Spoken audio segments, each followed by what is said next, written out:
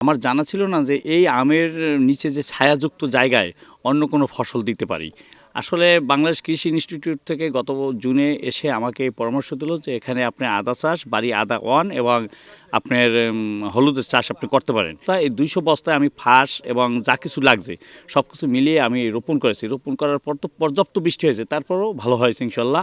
এবং এটা দেখে আমাদের এলাকার লোকজন সবাই উদ্বুদ্ধ হয়েছে যে সকলেই এভাবে উঠোনবাড়ি আঙ্গিনা এবং পরিত্যক্ত জায়গায় আদা চাষ করবে।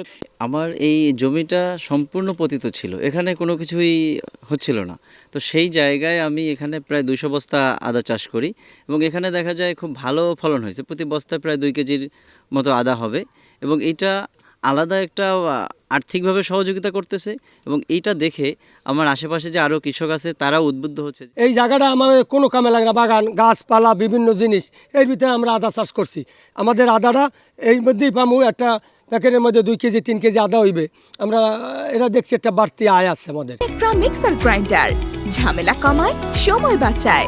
আমরা তো আগে জানতাম না যে এভাবে করা যায়, তার মানে পরামর্শ লই আমরা যে করছি দেখি ভালোই। এখন মানে আগামীতে আবারও বেশি করার চেষ্টা করবো। আদার মান ভালো, প্লাস আমাদের যদি আরও পরিচর্যা করতে পারতাম, আমরা তো প্রথম নতুন। একদিকে আম চাষ, অন্যদিকে আদা চাষ।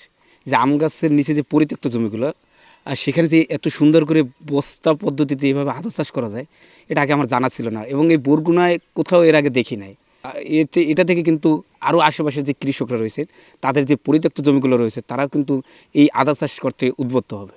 আমাদের এক ফলন পাইতেছে আম বাগান থেকে অথবা অন্য একটা কৃষি থেকে, তাও এটা পাশে পড়ে রইল, সেটা থেকেও তো আমরা পাইতেছি। এবছর তো দেখি ওটা চাষ ভালোই হইতে আছে। এটা তো এখন যে পরিস্থিতি দেখি করতে হলে তো অনেক লাভবান হয় মনে হয়। যেই জায়গাগুলো অন্য কোনো ফসল ভালো হয় না, এই পতিত জমিগুলো কাজে লাগানোর জন্য আমরা ইতিমধ্যে কিছু কৃষকের মাঝে বস্তায় আদার চাষের প্রদর্শনী দিয়েছি। সেখানে প্রায় 20 থেকে 25 জন কৃষক হবে, আনুমানিক প্রায় 2000 বস্তার মতো বস্তায় আদার চাষ করেছি। ভবিষ্যতে যদি কেউ আমাদের সাথে যোগাযোগ করে বা আরো উৎসাহী হয়, সেক্ষেত্রে আমরা আমাদের বাংলাদেশ কৃষি গবেষণা ইনস্টিটিউট সরেজমিন গবেষণা বিভাগের পক্ষ থেকে আমরা তাদেরকে আমাদের প্রযুক্তিগত সহায়তা, ইভেন বীজ এবং অন্যান্য সার যেগুলো লাগে সেগুলো আমরা সহায়তা করব।